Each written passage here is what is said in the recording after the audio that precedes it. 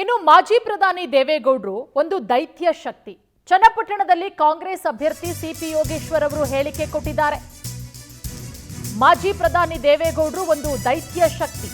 ಚನ್ನಪಟ್ಟಣದಲ್ಲಿ ಕಾಂಗ್ರೆಸ್ ಅಭ್ಯರ್ಥಿ ಸಿಪಿ ಯೋಗೇಶ್ವರ್ ಅವರು ಹೇಳಿಕೆ ಕೊಟ್ಟಿರೋದು. ಎಚ್ಡಿಡಿ ಎಚ್ಡಿಕೆ ಬೈದ್ರೆ ಸಹಿಸದ ಸಮುದಾಯ ಇದೆ, ಅವರನ್ನ ಮಾತ್ರ ಸಮುದಾಯದ ನಾಯಕ ಅಂತ ಗುರುತಿಸ್ತಾರೆ, ನಮ್ಮನ್ನ ಯಾವಾಗ ಸ್ವೀಕಾರ ಮಾಡ್ತಾರೋ ಗೊತ್ತಿಲ್ಲ ಅನ್ನುವ ಹೇಳಿಕೆಯನ್ನ ಕೊಟ್ಟಿದ್ದಾರೆ ಸಿಪಿ ಯೋಗೇಶ್ವರ್ ಅವರು. ಚನ್ನಪಟ್ಟಣದಲ್ಲಿ ಕಾಂಗ್ರೆಸ್ ಅಭ್ಯರ್ಥಿ ಸಿಪಿ ಯೋಗೇಶ್ವರ್ ಅವರು ಬಹಳ ಬೇಸರ ವ್ಯಕ್ತಪಡಿಸಿದ್ದಾರೆ. ನಾವು ನೋಡ್ರಿ, ನಮಗಿದ್ದಂಥ ಕಾಲಾವಧಿನಲ್ಲಿ ನಮ್ದೆಲ್ಲ ಹೋರಾಟ ಮಾಡಿದ್ದೀವಿ, ಎರಡು ಪಕ್ಷದ ಮುಖಂಡರುಗಳು ಹೋರಾಟ ಮಾಡಿದ್ದೀವಿ, ಅದರಲ್ಲಿ ಯಾವುದೇ ಅನುಮಾನ ಇಲ್ಲ. ಲೆಕ್ಕಾಚಾರ ಅಂದರೆ ಲೆಕ್ಕಾಚಾರ ಮಾಡೋರು ಮತದಾರರಲ್ವಾ. ಇವತ್ತು ನಾವು ಏನೇ ಮಾಡ್ಬೋದು, ಅವರು ಹೋರಾಟ ಮಾಡಿದ್ದಾರೆ, ನಾವು ಹೋರಾಟ ಮಾಡಿದ್ವಿ, ಎರಡು ಪಕ್ಷಗಳು ಪ್ರಬಲ ಹೋರಾಟ ಮಾಡಿದ್ದೀವಿ. ಆದರೆ ಅವ್ರದ್ದೊಂದಂದರೆ ದೇವೇಗೌಡರು ಒಂದು ದೈತ್ಯ ಶಕ್ತಿ. ನಾವು ಏನೇ ಹೇಳಿದ್ರು ದೇವೇಗೌಡರಿಗೆ ಬೈದರೆ ಸಹಿಸ್ಕೋದೇ ಇರ್ತಕ್ಕಂಥ ಸಮುದಾಯ ಒಂದಿದೆ, ಕುಮಾರಸ್ವಾಮಿ ಬೈದರೆ ಸಹಿಸ್ಕೋದೇ ಇರ್ತಕ್ಕಂಥ ಸಮುದಾಯ ಒಂದಿದೆ. ಅದರಲ್ಲೂ ಅವ್ರನ್ನ ನೇರ ಟೀಕೆ ಮಾಡಿದಾಗ ಒಟ್ಟಾರೆ ಸಮುದಾಯ ಏನಾದ್ರು ಕ್ರೋಢೀಕರಣ ಆಗಿಬಿಟ್ಟಿದ್ರೆ ನಮಗೆ ತೊಂದರೆ ಆಗ್ಬೋದು. ಜೊತೆಗೆ ಅವರು ಒಂದು ಪ್ರಾದೇಶಿಕವಾಗಿ ಆ ನೆಲೆಗಟ್ಟಿಟ್ಕೊಂಡೇ ಬಂದವರು. ನೋಡಿ, ಪಾರ್ಲಿಮೆಂಟ್ ಚುನಾವಣೆಯಲ್ಲಿ JDS BJP ಒಂದಾದ ಮೇಲೆ ಕಾಂಗ್ರೆಸ್ಗಿಂತ 25,000 ಲೀಡ್ ಬಂದಿತ್ತು. ಕಾಂಗ್ರೆಸ್ಸಿನ ಸ್ಥಿತಿನೂ ಅಷ್ಟು ಫೇವರಬಲ್ ಆಗಿ ಇರಲಿಲ್ಲ. ಈ ಬಗ್ಗೆ ಮತ್ತಷ್ಟು ಮಾಹಿತಿ ಕೊಡ್ತಾರೆ ನಮ್ಮ ಪ್ರತಿನಿಧಿ ಪ್ರವೀಣ್. ಈಗ ನಮ್ಮ ಜೊತೆಗೆ ನೇರ ಸಂಪರ್ಕಕ್ಕೆ ಜಾಯ್ನ್ ಆಗಿದ್ದಾರೆ. ಪ್ರವೀಣ್, ನಿನ್ನೆ ಚುನಾವಣೆ ಮುಗಿತು, ಇನ್ನು 23ಕ್ಕೆ ರಿಸಲ್ಟ್ ಅಷ್ಟೇ ಬಾಕಿ ಇರೋದು. ಈ ಸಂದರ್ಭದಲ್ಲಿ ಇವತ್ತು ಸಿಪಿ ಯೋಗೇಶ್ವರ್ ಅವರು ಸುದ್ದಿಗೋಷ್ಠಿ ನಡೆಸಿ ಸಾಕಷ್ಟು ವಿಚಾರಗಳ ಬಗ್ಗೆ ಮಾತನಾಡಿದ್ರು. ಇಲ್ಲಿ ಒಂದಷ್ಟು ವಿಚಾರಗಳು ಹಾಗೆ ಪ್ರಶ್ನೆಯಾಗೇ ಉಳ್ಕೊಂಡಿದೆ. ಅಂದರೆ ನಾನು ಗೆಲ್ತೀನಿ ಅನ್ನುವಂತಹ ವಿಶ್ವಾಸ ಎಲ್ಲೂ ಕೂಡ ವ್ಯಕ್ತಪಡಿಸ್ತಿಲ್ಲ ಸಿಪಿ ಯೋಗೇಶ್ವರ್ ಅವ್ರನ್ನ ಮಾತನ್ನು ಕೇಳಿದ್ರೆ.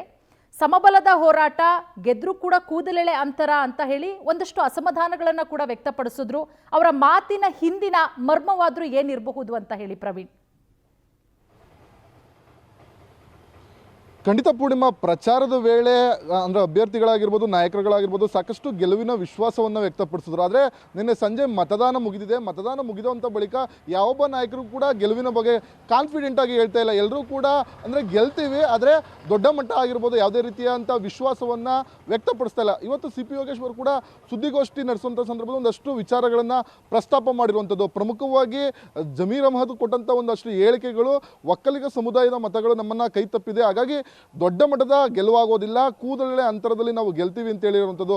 ಸಮುದಾಯದ ಒಕ್ಕಲಿಗ ಸಮುದಾಯದ ಬಗ್ಗೆ ಸಚಿವ ಜಮೀರ್ ಅಹ್ಮದ್ ಅಲ್ಪಸಂಖ್ಯಾತ ಮತಗಳ ಕ್ರೋಢೀಕರಣ ಸಂದರ್ಭದಲ್ಲಿ ಈ ಒಂದು ಸ್ಟೇಟ್ಮೆಂಟು ಒಕ್ಕಲಿಗ ಮತಗಳಿಗೆ ಹೆಚ್ಚಿನ ಪ್ರಮಾಣದಲ್ಲಿ ನನಗೆ ಬೀಳೋದಿಲ್ಲ, ದೇವೇಗೌಡರು ಒಂದು ದೈತ್ಯ ಶಕ್ತಿ, ಹಾಗಾಗಿ ಚನ್ನಪಟ್ಟಣದ ಒಕ್ಕಲಿಗರ ಸಮುದಾಯ ದೇವೇಗೌಡರನ್ನ ಒಪ್ಕೊಳ್ಳುತ್ತೆ, ಹಾಗಾಗಿ ನಮಗೆ ಹೆಚ್ಚಿನ ಸಂಖ್ಯೆಯಲ್ಲಿ ಒಕ್ಕಲಿಗ ಮತಗಳು ಬಿದ್ದಿರೋದಿಲ್ಲ, ಹಾಗಾಗಿ ದೊಡ್ಡ ಮಟ್ಟದಲ್ಲಿ ನಾವು ಗೆಲುವನ್ನು ಕಾಣೋದಿಲ್ಲ, ಸಹಜವಾಗಿ ಒಂದು ಕೂದಲೆಳೆ ಅಂತರದಲ್ಲಿ ಗೆಲ್ತೀವಿ ಅಂತ ಹೇಳೋ ಮುಖಾಂತರ ಒಂದಷ್ಟು ಫಲಿತಾಂಶದ ಬಗ್ಗೆ ಕಳವಳವನ್ನು ವ್ಯಕ್ತಪಡಿಸಿರೋ ಒಂದು ರೀತಿ ತಳಮಳ ಕೂಡ ಆಗಿರುವಂಥದ್ದು. ಯಾಕಂತಂದರೆ ಸಿಪಿ ಯೋಗೇಶ್ವರು ಪ್ರಚಾರದ ಇನ್ನಂಥ ಸಂದರ್ಭದಲ್ಲಿ ಗೆದ್ದೇ ಗೆಲ್ತೀನಿ, ಈ ಬಾರಿ ಚನ್ನಪಟ್ಟಣದ ಜನ ಕೈ ಹಿಡಿತಾರೆ ಅಂತೇಳಿ ಕೂಡ ವಿಶ್ವಾಸವನ್ನು ವ್ಯಕ್ತಪಡಿಸಿದ್ರು. ಆದರೆ 2,06,000 ಮತಗಳ ಪ್ರಮಾಣ ಹೆಚ್ಚಳ ಆಗ್ತಿದ್ದಂತೆ ಯಾಕೋ ಒಂದು ರೀತಿ ಆ ದೊಡ್ಡ ಮಟ್ಟದ ಗೆಲುವು ಆಗೋದಿಲ್ಲ ಅಂತೇಳಿ ಕೂಡ ಯೋಗೇಶ್ವರ್ ಇವತ್ತು ಹೇಳ್ತಾ ಇರೋಂಥದ್ದು. ಇದ್ರ ಜೊತೆಗೆ ಬಹಳ ಪ್ರಮುಖವಾಗಿ ಚನ್ನಪಟ್ಟಣದಲ್ಲಿ ಹಿಂದೆ ಸಿಪಿ ಯೋಗೇಶ್ವರ್ ಸಾಕಷ್ಟು ಪಕ್ಷಗಳನ್ನು ನೋಡಿದ್ದಾರೆ. ಕಳೆದ 6 ತಿಂಗಳಿಂದ ನಡೆದಂಥ ಲೋಕಸಭಾ ಚುನಾವಣೆ ವೇಳೆ BJP JDS ಮೈತ್ರಿಯಾಗಿ ಲೋಕಸಭಾ ಅಭ್ಯರ್ಥಿ ಪರವಾಗಿ ಕೆಲಸ ಮಾಡಿದರು. ಆದರೆ ಇದೀಗ ಕಾಂಗ್ರೆಸ್ ಅಭ್ಯರ್ಥಿಯಾಗಿ ಚನ್ನಪಟ್ಟಣದಲ್ಲಿ ಸ್ಪರ್ಧೆ ಮಾಡಿದ್ದಾರೆ. ನಾನೊಂದು ರೀತಿ IPLನ ಟೀಮ್ ಇದ್ದಂಗೆ, ಅಂದರೆ ಆಟಗಾರ ಇದ್ದಂಗೆ, ಪ್ರತಿ ಸೀಸನ್ನು ಕೂಡ ಒಂದೊಂದು ತಂಡದಲ್ಲಿ ಕ್ರಿಕೆಟ್ ಆಟಗಾರರು ಆಡ್ತಾರೆ, ಅದೇ ರೀತಿ ನನ್ನ ಪರಿಸ್ಥಿತಿ ಕೂಡ ಆಗಿದೆ.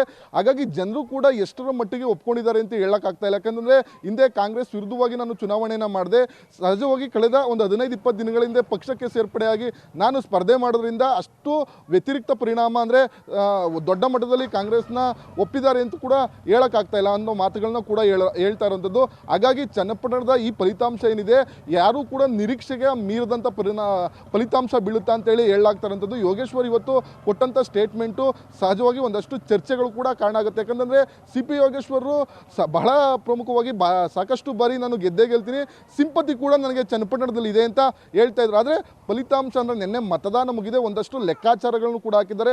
ಬೂತ್ ವೈಸ್ ಆಗಿರ್ಬೋದು, ಜಾತಿವಾರು ಆಗಿರ್ಬೋದು, ಅಂದರೆ ಯಾವ ಯಾವ್ಯಾವ ಜಿಲ್ಲಾ ಪಂಚಾಯತ್ ವಾರು ಎಷ್ಟು ಪ್ರಮಾಣದಲ್ಲಿ ಮತಗಳು ಬಿದ್ದಿದೆ ಅಂತೇಳಿ ಕೂಡ ಒಂದಷ್ಟು ಲೆಕ್ಕಾಚಾರ ಹಾಕಿದ್ದಾರೆ. ಆ ಲೆಕ್ಕಾಚಾರಗಳು ಕೂಡ ಯೋಗೇಶ್ವರಿ ಯಾಕೋ ಈ ರೀತಿ ಕೊಟ್ಟಂತ ಸ್ಟೇಟ್ಮೆಂಟ್ ನೋಡಿದ್ರೆ ಅವರ ಪರವಾಗಿ ಇಲ್ಲ ಅಂತೇಳಿ ಕೂಡ ಹೇಳಲಾಗ್ತಾ ಇರುವಂಥದ್ದು.